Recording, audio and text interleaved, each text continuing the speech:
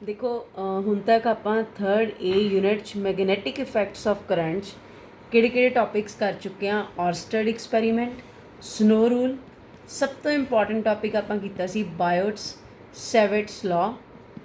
फिर ਆਪਾਂ ਕੀਤੀਆਂ ਸੀ ਇਹਦੀਆਂ ਦੋ ਐਪਲੀਕੇਸ਼ਨਸ। अगर स्टूडेंट्स ਤੁਹਾਨੂੰ याद ਹੋਵੇ ਐਪਲੀਕੇਸ਼ਨਸ ਆਪਾਂ ਦੋ ਕੀਤੀਆਂ ਸੀ कि अगर एक सर्कुलर कॉइल है इचों करंट पास करा दीए तो ये सेंटर के उपर कितना मैगनैटिक फील्ड होएगा। ठीक है जी। और नैक्सट सीगा कि अगर साढ़े को एक इनफाइनाइट लॉन्ग वायर है ये चो करंट पास करा दिए तो ये नैक्सट पॉइंट नीयर पॉइंट के उत्ते कितना मैगनैटिक फील्ड होएगा। सो ये आप कैलकुलेट किया mu naught I bye 2r magnetic field होएगा एट द सेंट्रल पॉइंट। ये आप कैलकुलेट किया कि अगर वायर इनफाइनाइट है तो मैगनैटिक फील्ड होएगा mu naught I by 2 pi r. और अगर फाइनाइट है तो ये होएगा mu naught I by 4 pi r sine phi 1 plus sine phi 2। So आप दो एप्लीकेशनस बायोट सैविट्स लॉ दियाँ करनियाँ सी। So next the third important application of Biot Savart's law, बहुत ध्यान ना देखना। थर्ड एप्लीकेशन है कि साढ़े को एक सर्कुलर थिन कॉइल है, इचों मैं करंट पास कराता, सर्कुलर कॉइल है बट ये सेंटर की बजाय हुण आपां इहदे एक्सिस के उपर मैगनैटिक फील्ड कैलकुलेट करना है। एक सर्कुलर कॉइल है जिसों करंट पास कराया और ये एक्सिस के उपर पी पॉइंट के उपर आपां मैगनैटिक फील्ड कैलकुलेट करके दिखाना है। This is our question. और सानू सबनों पता है कि फर्स्ट स्टैप की है, इस सर्कुलर कॉइल नूं छोटे छोटे हिस्सों के विच डिवाइड कर दो। मान लो मैं radius of the circular coil ले लिया आर और आ डिस्टेंस फ्रॉम द सेंटर ले लिया एक्स। ठीक है जी। और आ डिस्टेंस कितना हो जाएगा, पाइथागोरस लगा लो। So this is √r² plus x²। सो सब तो पहले इस छोटे जे DL एलीमेंट जोड़ा A पॉइंट के उपर पिया है, DL एलीमेंट हमेशा स्मॉल एलीमेंट सर्कल के टेजेंशियली बनाया जाता है। इन्हें P पॉइंट पर कितना मैगनैटिक फील्ड लगाया, that is mu naught by 4 pi IDL sine theta by distance दा स्क्वायर। ठीक है, mu naught by 4 pi IDL sine theta by distance दा square. So if any A point ने P point के उपर magnetic field लगाया। हुण सानू सबनों पता है theta is the angle between DL and R, जो कि इत्थे कितना नज़र आ रहा है 90 degree. So mu naught by 4 pi IDL sine 90 कितना होंदा है 1।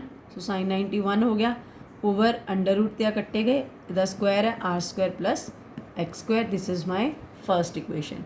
सिमिलरली सैकेंड पार्ट जोड़ा B पॉइंट पर प्रेजेंट है उन्हें कितना मैगनैटिक फील्ड इत्ते लगाया dB2, that is again mu naught by 4 pi IDL sine 90 again 1 over r² plus x²। So असी चैक किया कि भावें थर्ड पार्ट लै लो, भावें 2 पार्ट्स लै लो, भावें 3 पार्ट्स लै लो, सारिਆਂ ਦੇ मैगनैटिक फील्ड की मैगनीट्यूड की वैल्यू की आ रही है सेम। ठीक है, हुण असी की कैलकुलेट करना है total magnetic field of the system. So dB1 dB2 dB3 सबनों ऐड करना है। सो ऐड करने का की तरीका है कि फिजिक्स के चैक करो whether this quantity is scalar और vector. Magnetic field is a vector quantity. So इन्हों ऐड करने वास्ते इन्हों दी की देखनियां पैणगियां डायरैक्शनस।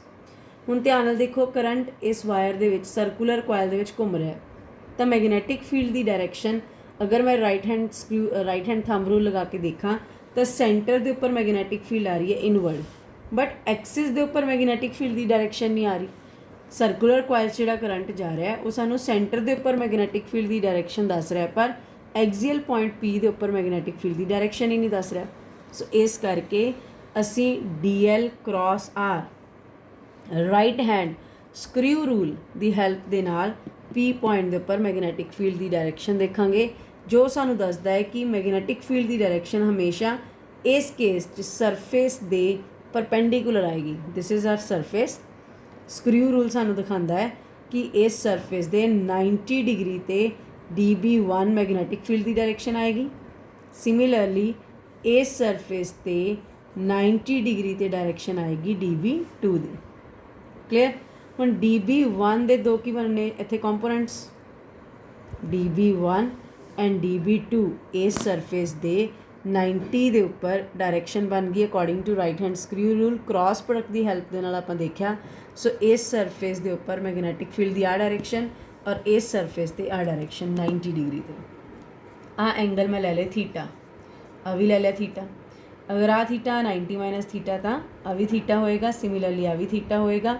ਸੋ ਇਹਦੇ ਕੰਪੋਨੈਂਟਸ ਬਣਾ ਦਿਓ। ਥੀਟਾ ਦੇ ਨਾਲ ਹੈ ਜੋ दैट इज़ कॉस और दूसरी लाइन की होएगी साइन। सिमिलरली इधर कॉस और दूसरी लाइन की होएगी साइन। कॉस वाले कंपोनेंट्स इक्वल तो अपोजिट आ रहे, सो कट्टे गए।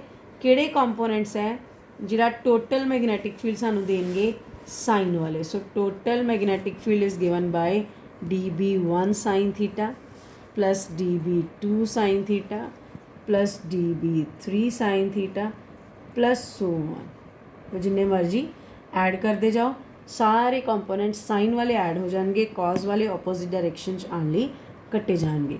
हुण dB1 dB2 dB3 सब दी वैल्यू सेम है, सो आपां इकट्ठा पुट कर देंगे and then we get the final answer. मैनूं उम्मीद है तक समझ आया।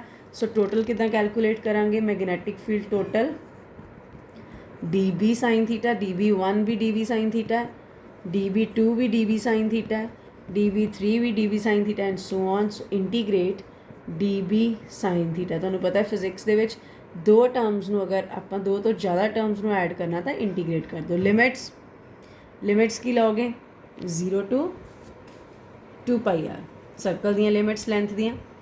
हुण dB की वैल्यू पुट कर दो। dB की वैल्यू कितनी आपां कैलकुलेट की सी? μ0/4π IDL divided by r² plus x²। हुण सिर्फ और सिर्फ लेंथ की इंटीग्रेशन होनी है DL की, बाकी सब कांस्टेंट है, वो बाहर आ जाएगा। सो μ0/4π I एक कांस्टेंट है, 0 to 2πr DL r² plus x² भी कांस्टेंट है। सो DL की इंटीग्रेशन की होगी L μ0I/4π r² plus x² upper limit minus lower limit. So pi नाल पाई कट्टिया गया, 2 2s 4, ठीक है, और मेरे को आंसर बच गया। So this is μ0I into r over r² plus x²। So this is the total magnetic field at axial point due to current carrying circular coil. और ये स्पैशल केसिस भी लिख सकते हो कि अगर r तो x डिस्टेंस बराबर हो जाए फिर की होएगा, अगर x ग्रेटर दैन r हो जाए फिर की होएगा, if r is greater than x फिर की होएगा। Otherwise this is our final answer.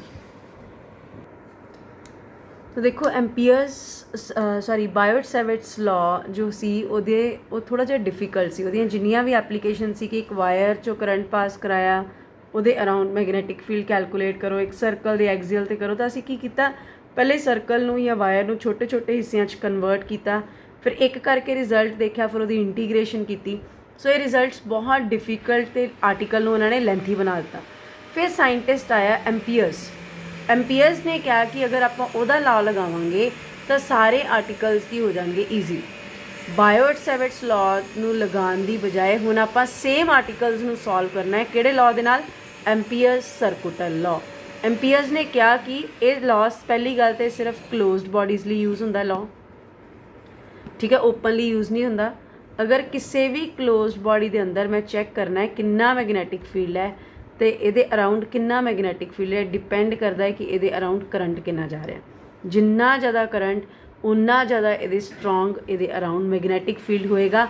सो ये सानू एम्पीयर्स ने दस्या। So according to Ampere's circuital law B.dl line integral of magnetic field is equal to μ0 times the current flowing through the circuit.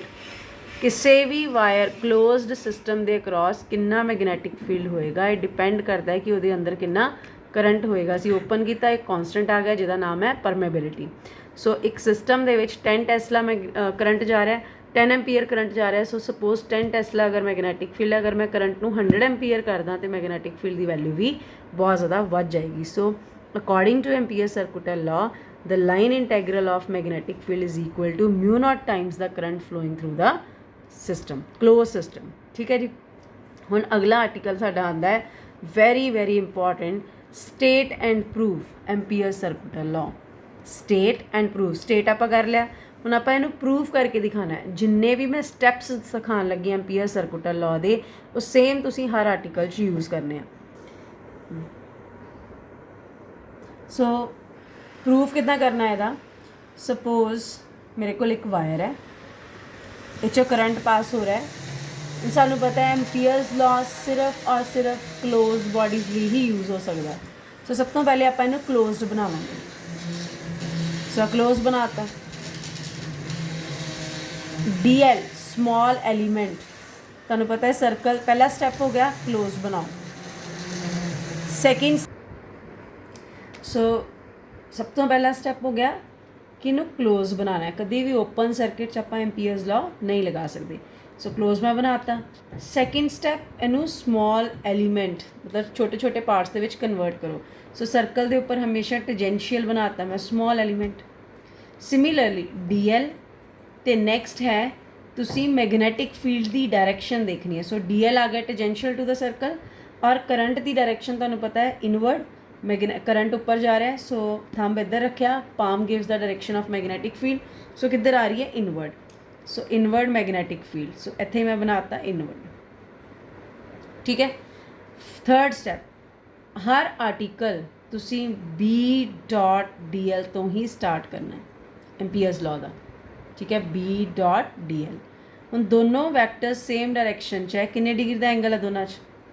So this is B.DL equal to B.DL cos theta. Dot product है, cos की form split हो गया।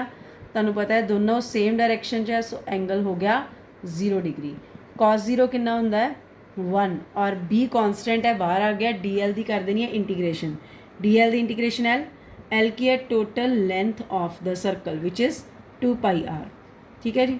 और magnetic field due to infinite long wire आप already Biot Savart's law derive किया सी μ0I/2πr into 2πr already है, कट्टे गए।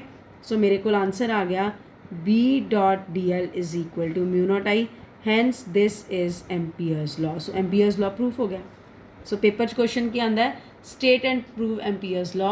सो स्टेटमेंट आप कर ली कि line integral of magnetic field is always B equal to μ0 times the current, और इनू आप 3 स्टैप्स के नाल प्रूफ भी कर लिया। सो नैक्सट आ रहा है applications of Ampere's circular law. इस आप 3 एप्लीकेशनस करनी है और अज आप करांगे first application, find the magnetic field due to infinite current carrying wire by using Ampere's circular law. ये सेम क्वेश्चन आप बायोट-सैवर्ट्स लॉ च भी किया सी कि बायोट-सैवर्ट्स लॉ के अकॉर्डिंगली एक वायर है साढ़े को इनफाइनाइट लॉन्ग वायर चो करंट जा रहा है और P पॉइंट के उपर मैगनैटिक फील्ड कैलकुलेट करो by using Biot Savart's law. But अज आप कर रहे हैं हूँ bye using Ampere's circular law, और तुम देखोगे कितना ईजी हो जाएगा। बायोट-सैवर्ट्स लॉ च बहुत लेंथी सी आर्टिकल। हुण पहला स्टैप तुहानूं सिखाया कि इनू की बना देना close. Second step DL small element ते मैगनैटिक फील्ड की इस पॉइंट के डायरैक्शंस देखिए inward and small element tangentially. हर आर्टिकल इसे फॉर्मूले तो स्टार्ट करना है B.DL। किन्ने डिग्री का एंगल है दोनों 0 degree because both the vectors are in the same direction. So B.DL, DL की integration L which is 2πr of the circular coil. This is our first equation. हुण आपां किहड़ा law लगा के article solve कर रहे हैं? According to Ampere's circular law, ठीक है। एम्पीयर्स सर्कुलर लॉ की कहता है B.DL is equal to μ0I। यदि एप्लीकेशन है सो ये लॉ अप्लाई करना पेगा। लैफ्ट हैंड साइड दोनों की बराबर है। फर्स्ट तो सैकेंड इक्वेशन को कंपेयर करो। ऑन कंपेयरिंग इक्वेशनस 1 एंड 2 साढ़े कोल की आंसर आ जाएगा B into 2πr equal to μ0I। खब्बा बराबर है, सज्जे नूं बराबर कर दो। सो मैगनैटिक फील्ड आ गया μ0I/2πr। सो इनफाइनाइट लॉन्ग वायर μ0I/2πr ये अराउंड मैगनैटिक फील्ड हुंदा है।